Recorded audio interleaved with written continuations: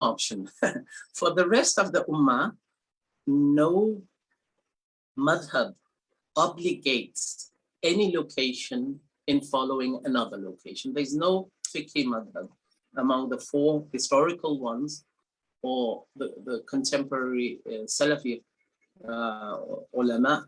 None of them, if you take them together, and in fact there are obligates one group in following another outside of the distance of qasr, which is the distance of travel, however defined.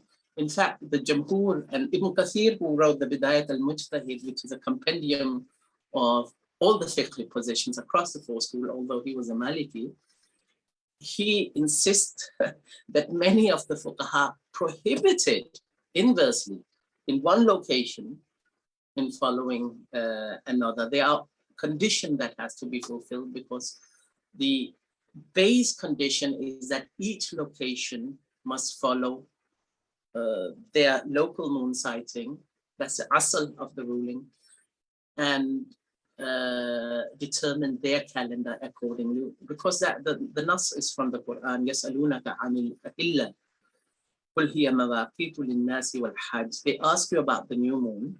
Say they are timekeepers for all of mankind, not a section, and specifically for the Hajis.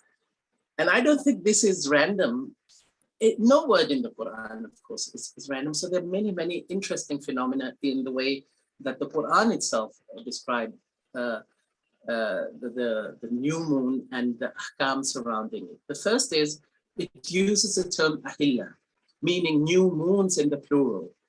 And the indication here is there will be many local new moons, not a singular one, Hilal, that has to colonize the rest of the world.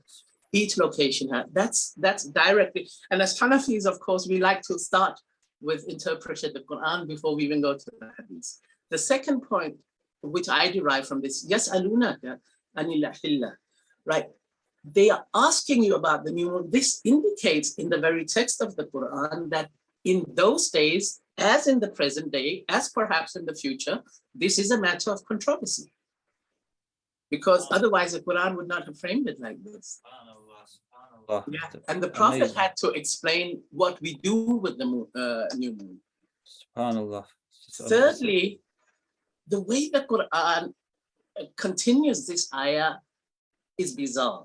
And I've never actually found, in my limited study of the tafsir, any mufassir explaining the link in the same ayah, because the ayah continues with something apparently entirely unrelated. It says, it is not righteousness to enter the houses from the back, but righteousness is to enter the houses from the front, and fear Allah that you may succeed. And on the face of it, and this of course just my opinion in terms of tafsir al-birra'i, but of course I have a permission to do this from my teachers. So the tafsir al-birra'i is that there is a coherent meaning of this ayah. The ayah doesn't speak about two unrelated meanings.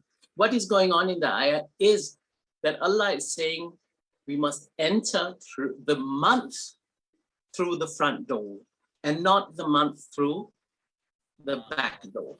But this is enhancing again the importance of ru'ya of the Hilal, not doing calculated or blind following, taqlidi, taking those kind of approaches. But of course, I should say I am